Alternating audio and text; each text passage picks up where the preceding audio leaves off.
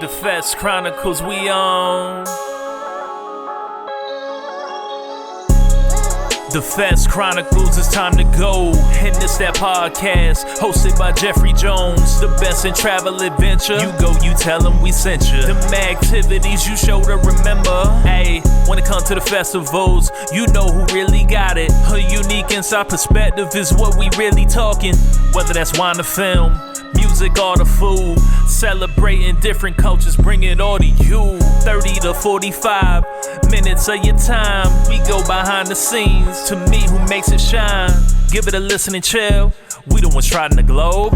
Everything that's going on, bringing it right to your home. Hello, everyone. Welcome to the Fest Chronicles. I'm your host, Jeffrey Jones. And our show today is covering a really cool festival called the Pizza City Festival. Now, like everyone, I love pizza, or I should say most people around the world, around the globe love pizza. And my first experience with pizza, I was born in Chicago, but I was raised for about 6 years of my life in a little boot heel town in Missouri. But when I went to go back to live with my mom and stepdad, that was the first time I was introduced to the world of pizza. And I can vividly remember my parents coming downstairs in the basement with these huge white boxes of pizzas when they would have friends over. And it was something I'd never seen before. And I can still remember the smell of it. And it was just so thick. But as a kid, I really loved it. And I didn't really know what I was eating, but it was so good. The crust, everything I remember about it, even with the cheese getting stuck in my throat, it was just something that I remembered. The reason why I bring that up is because when I moved to Houston with my parents, it wasn't really much of a pizza scene. So the only pizza that I really had was in the school system, in cafeteria, as we all can recall, many of us, the little square or the little rectangular thing on the food tray, that was what they called pizza, that we were so excited about for pizza day until we knew better. But I often reflected to people like, man, I really miss Chicago-style pizza. And in my mind, Chicago-style pizza was deep dish pizza. However, as I've grown to learn and understand that that's really not the only style of pizza. And that's where our guest today comes in, Steve Dolinsky. He's our guest today on the Fest Chronicle, and he's a 13-time James Beard award-winning food reporter from Chicago. And he's written 2 books on the subject of pizza, in particular in Chicago, Pizza City, USA, 101 Reasons Why Chicago is America's Greatest Pizza Town, and The Ultimate Chicago Pizza Guide, a history of squares and slices in the Windy City. But the reason why Steve is here today talking with us is he's also the founder and the creator of the Pizza City Festival. He's in 3 cities that he has this festival, Chicago, Nashville, and LA. But the one we're going to talk about is the one coming up in Chicago, August 22nd through the 24th. And we'll let Steve talk about why he created the festival. But before we get into that, Steve, I want to welcome you to the audience. And if you could tell us a little bit about how you got into when did food become your passion, and specifically pizza? Sure. I got into food as a teenager. My sister-in-law from Australia exposed me to the world beyond kosher food, because I grew up in Minnesota in a kosher home. So that meant no pork products, no shellfish. We couldn't mix milk and meat together at meals. It was very restrictive. So she opened up my eyes to a lot of other things in the world. And when I went off to college and when I graduated, she gifted me some interesting cookbooks from Australia, the Australian Women's Home Weekly Cookbook Series, which was just fascinating. I'd never heard about Indonesian food or Thai food or Japanese food. So that kind of opened up my eyes, and it just snowballed from there. Everything I did kind of after college was centered around food and food experiences and eating and learning more about food, because I felt like my whole childhood had been restricted and there was a whole world I was missing. But pizza came along in 2017 I watched the famous Jon Stewart rant on The Daily Show about Chicago deep dish pizza, which of course completely got it wrong. It was all the pictures they were showing were stuffed pizza, which is kind of a subcategory of deep dish. True deep dish pizza is nowhere near as high and thick and busy as stuffed pizza is. So I kind of wanted to set the record straight. I kind of wanted to figure out why no one had written about Chicago pizza in depth, and just thought it was just a subject that ripe for investigation. And again, down the rabbit hole I went into a podcast, which is still going every other Friday, onto a tour business. We've now in our 7th season, and then ultimately launching a festival in 2022. Awesome. Now, you mentioned a podcast. What is that podcast called? It's called Pizza City. So every other Friday, we do a new show from somewhere in the world. And I started in 2019. Okay. Wow. Now, when you wrote the book, and we're going to get into the festival, but when you wrote the book, how did the area, and I don't know the correct word for the people who make pizza, and so I imagine there's a broad category, but the folks from Chicago who were in the institution of making pizzas, how did they respond to the book?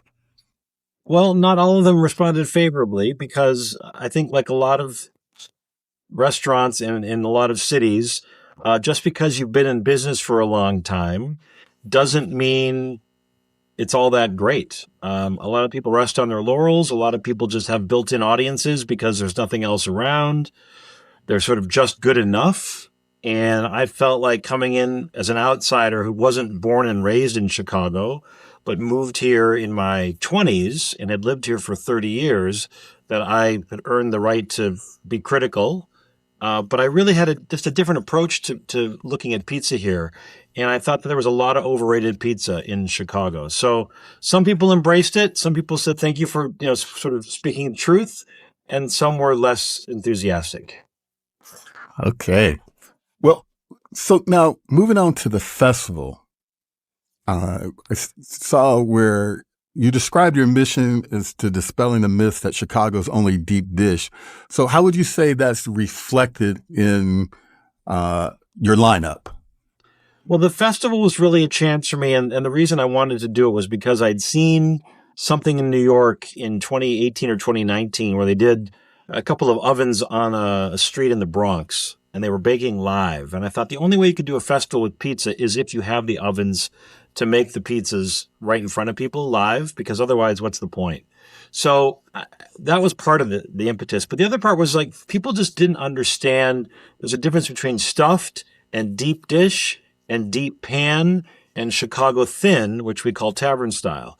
And those are the 4 primary styles that were sort of started and born and raised in Chicago. And so why couldn't we just have an event where you could literally taste all of these different styles all at once? That would be the ultimate game changer and the ultimate educational pizza experience. So that is how we got the idea for the festival. And we launched it in Chicago in 2022.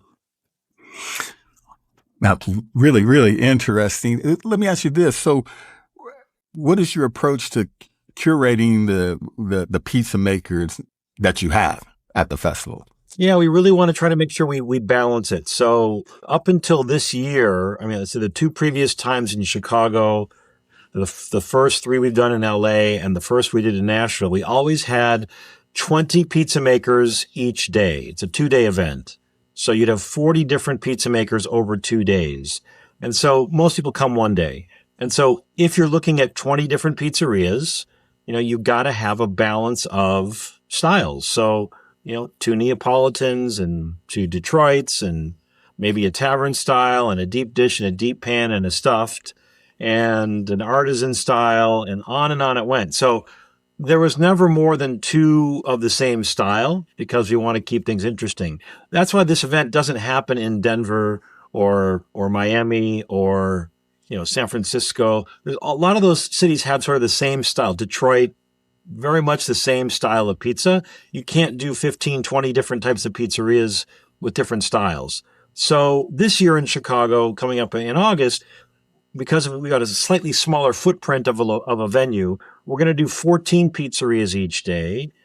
again, each day you'll have a variety: stuffed, deep pan, deep Roman, Neapolitan, artisan, Chicago thin. It's important that you see all these different styles. So it really is a curation. It's not one of these events where people just sign up and pay a fee. It's we invite you to come and we pay you, or we share the sales with you.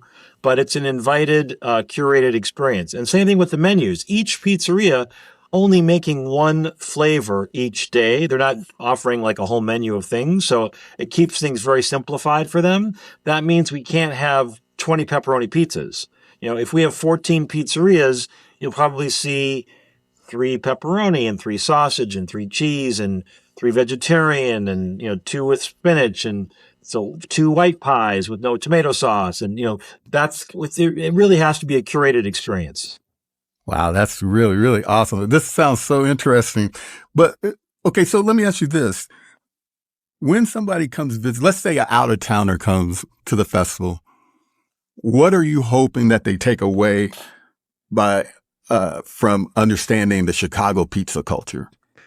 I want them to take away that there is more than a punchline here. It's more than what you see that's within 6 blocks of Michigan Avenue, because frankly, that's where most out-of-town food writers spend all their time, is either downtown, River North, the Loop, West Loop. That's it. And they don't see anything from the neighborhoods or from beyond. And so when they come to this event, they'll see, oh my gosh, there's pizza from the suburbs that's worth talking about. There's pizza from inner city. There's pizza from the north side, south side, west side. It really is all of Chicagoland. And so I want them to see more than just Giordano's stuffed pizza. Wow. Yes. I'm one of those people that now you just got me excited about coming back to Chicago, which I will be there in July. Well, end of this month. So I'm going to take some of your advice and check out some different spots for sure. But let me ask you this. You mentioned like no particular pizza place or some of the folks that you're having on these at your event, they're going to stick with maybe one style and not, have it crowded with different styles and so forth. But let me ask you this. As far as innovative pizza, what like new crust, toppings, the methods, are you excited about showcasing something new this year? No, we're not worried about trends. We're not worried about chasing anything that's new. This is a lot of these places. I mean, some are brand new within a couple of years, and some have been around for 40 years. So I don't want to mess with tradition. And I think the people who are coming in who are newer, maybe they're tweaking things a little bit. Like a place called Olavita is doing a thin artisan pie with a long fermentation and a beautiful sort of exposed heel and edge. And but they're not doing anything new. It just sort of advances in baking, I think, and how they think about hydration and how they think about fermentation. But we're not really messing with anything crazy, molecular, avant-garde here. Got you.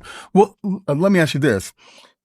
In your opinion, how do you measure the success of the festival? Is it by the number of people who attend, or is it?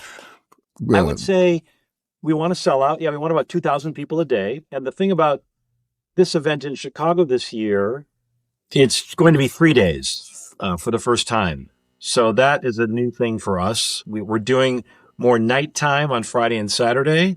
I mean, traditionally, the event has been kind of noon to 5, but we're going to do like a 5 to 10 p.m. on Friday and Saturday.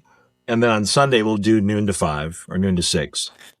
It's going to be, so the format is different. I think success is 2,000 people a day and not running out of food. Yes, that's awesome. Yeah. So the Chicago experience. So now you do festivals in LA, a festival in LA. You do one in Nashville. How does the Chicago experience compare to those cities? So Chicagoans are definitely more price conscious as they are in Nashville. I don't think they want an all-inclusive ticket. We used to charge like $90, included all drinks and food. And several people said they don't want a drink package. They want to just do food, or they don't want unlimited food. They only want to do 4 pizzas. So we're doing kind of both things now. We're doing an unlimited VIP ticket and a more limited a la carte general admission experience. I think in LA, economy is different there. And so we can do a $125 ticket that includes everything, drinks, all food from 20 pizzerias, plus sides, salads, desserts. It's really a great deal, I think. But in Chicago, they're more price sensitive, as they are in Nashville. Wow. And I would have never thought of Nashville as a pizza mecca. Growing up, I always think Chicago, New York. I really don't think of anywhere else but Chicago, New York. Later on, I started hearing about Detroit-style pizza, and I guess that's super popular. I never heard of it until a few years ago, until they started coming in. I'm in Austin, so there's a couple of places that came down offering Detroit-style pizza. But what's the Nashville vibe like as far as pizza? Yeah, it's interesting. I've been visiting Nashville for 25, almost 30 years. We have some relatives there. And I had seen the last 5 years, all this explosion of growth there, just everywhere, the Gulch, East Side. And I saw pizzerias popping up there. Now, some were homegrown, some were from other cities, but they were planting a flag there. Roberta's from New York, Emmy Squared from New York. But then there were some homegrown ones as well. Camacho's famous is a great one doing Chicago style. There's a lot of Chicagoans who moved to Nashville. So anyway, we thought, maybe we were a year or two too early, but we thought there's a lot of young people there. Vanderbilt University's there. Just a lot of people looking for a good time on the weekend. And we had found this minor league baseball stadium, which was perfect for putting our ovens on the warning track and having the whole outfield to ourselves. But what we found was that a lot of places, I don't know if it's festival fatigue in Nashville or what, but for 2 months before the event, several people said, we just can't do it. We've changed our mind. And so then suddenly we're scrambling to find places in Birmingham and Memphis and Cincinnati. And so it really was sort of a Southeast regional event, not necessarily all Nashville. But I think if we go back to Nashville, and that is an if, we would probably decrease the number of pizzerias. I would probably do half the number of pizzerias we had there. Okay, let me go back to something you said earlier. You mentioned how there's places like you're not doing festival in Denver, or I think you mentioned a couple other cities. I forget. Forgive me for that. But do you see it growing outside of these three cities, or is there another spot that you're saying, man, this spot, this might be the next spot? I think, for us, it's going to be Washington, D.C. And I think there's between Baltimore, D.C., Maryland, Virginia, you've got a lot of pizza activity out there, a lot of different creative bakers. There's a fair amount of money there. Well, up until all the Doge cuts happened, there were a lot of government employees there. But I think that market is really underserved and undervalued and underrated, maybe. People think about Philly and New York, of course, and Jersey City and Jersey. I kind of want to go where people aren't. And I feel like, Nashville and LA were part of that, and LA has been a huge hit. I think DC could be the next one. Wow. Partly because our oven company we use, Maraforni, is based in DC.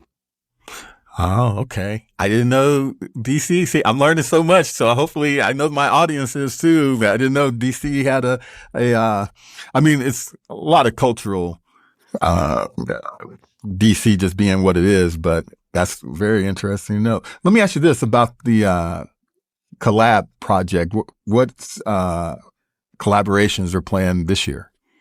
So we're not doing we called it the Collab Lab in LA, and then we did once in Chicago.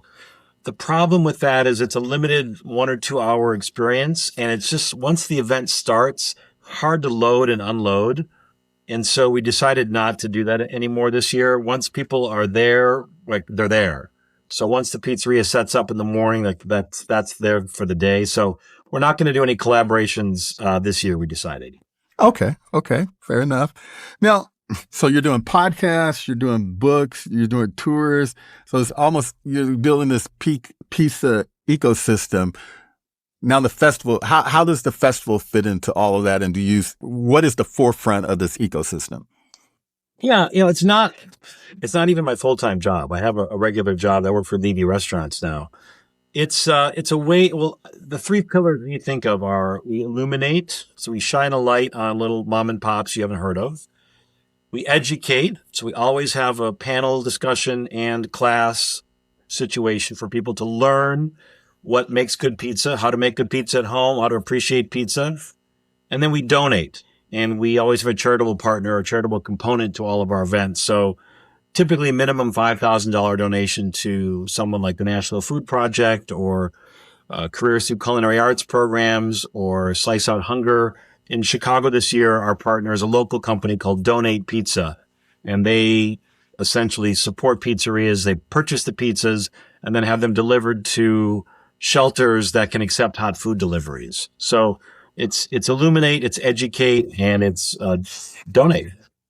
Illuminate, educate, and donate. I love that. I was actually going to get to the charitable partnerships that you mentioned, but you beat me to that. But that's really commendable, and I really like, especially festivals that think of the community and give back. I think that's just really an awesome thing for people to do, especially festivals. But now let me go back. You mentioned about the education part of it and how to make a great pizza at home. What would you say is the most surprising thing attendees learn about how to make a good pizza at home? I think they learn that it's a lot harder than it looks, and it requires planning. You can't just decide the day of to make pizza for dinner. If you're going to do it the right way, you've got to make dough, or if you're going to buy it, you got to let it at least rest and ferment for a day or two. But to make the dough and let it proof and rise, and then refrigerate it for a day or two, and then think about, if you're going to do it in a home oven, you probably need a pizza stone or a steel. Otherwise, you won't have any success. You do need a scale. You need things like dough scrapers. You need some tools. You can't just, again, do it on the fly. So I think they realized pretty quickly that if they're going to make pizza at home, it requires planning. And that's not something we're so used to. Sort of, pizza's kind of a last minute. Oh, let's call and order a pizza right now. It's last minute. It's easy. It's quick. It's delicious. It's satisfying. Making it's a different ballgame. Yes. Wow. Do you find that people, after they leave the festival, do you ever get responses from them saying, "Hey, man, I just made the best pizza ever at home, and this is really great"? When they respond back to you, what's the feedback? Yeah, the feedback is usually, I never realized there were so many types of pizza.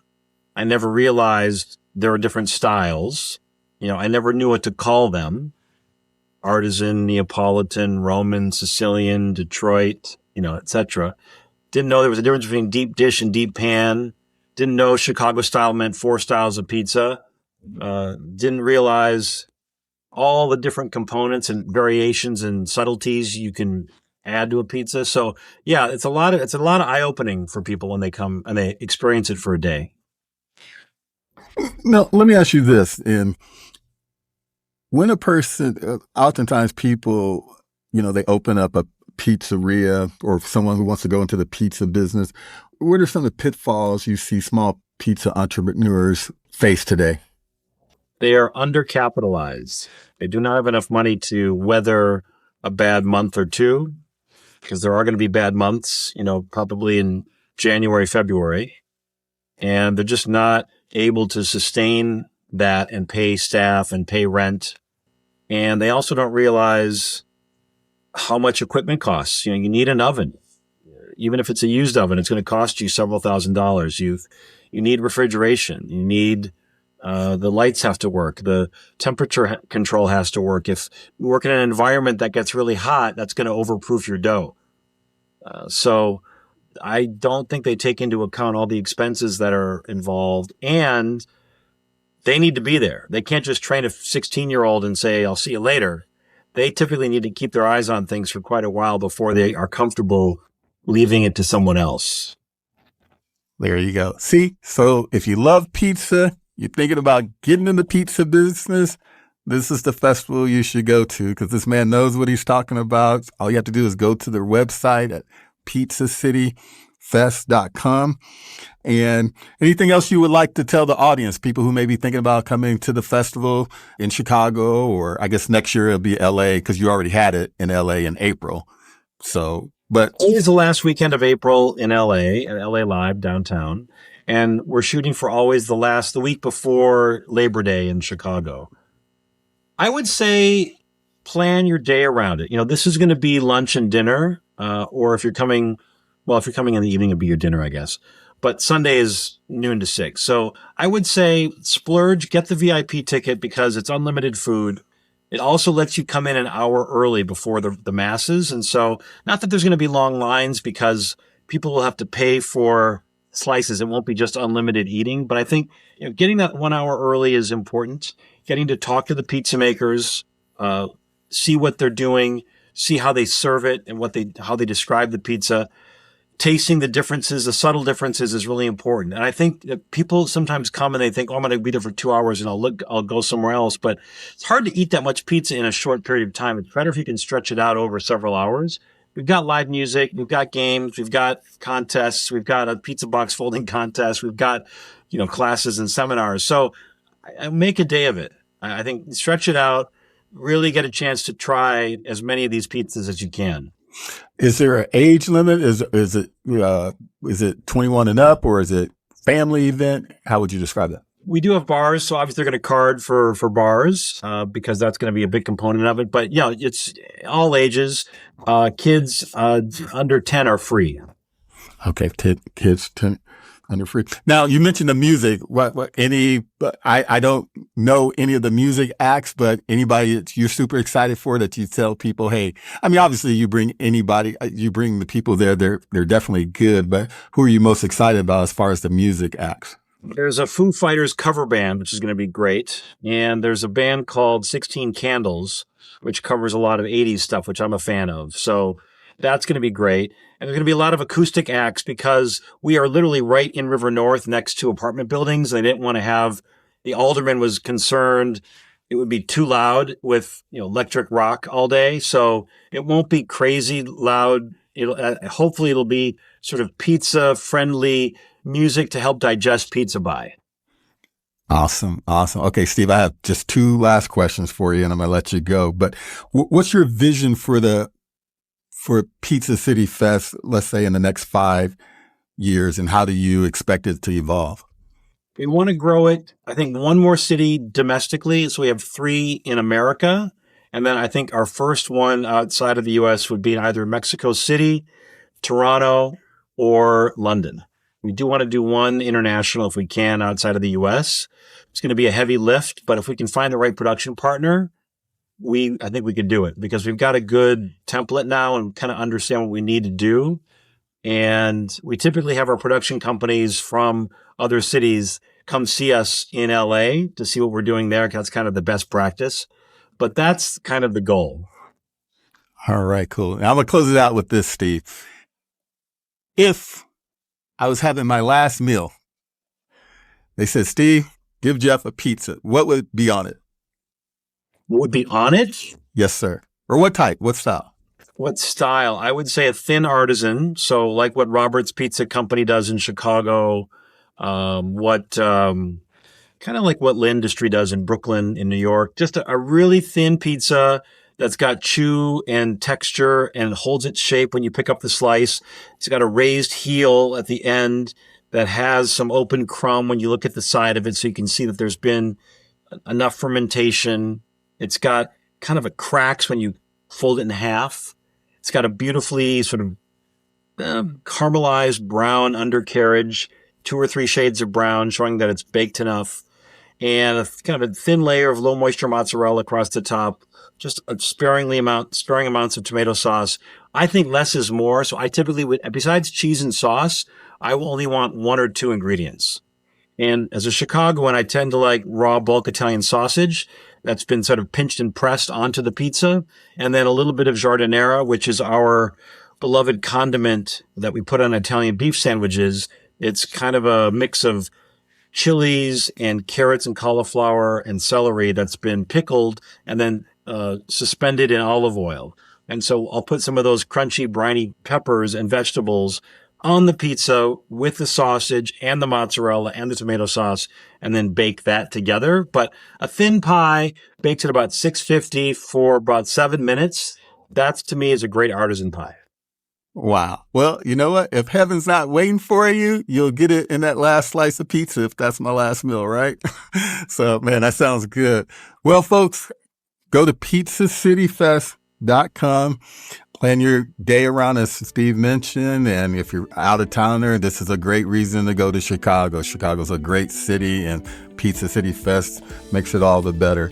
Mr. Dolinsky, Steve, I appreciate you joining us on the Fest Chronicles, and I hope to talk to you again. That's a wrap on this episode of the Fest Chronicles, where festivals come to life through the voices of the people who make the magic happen behind the scenes.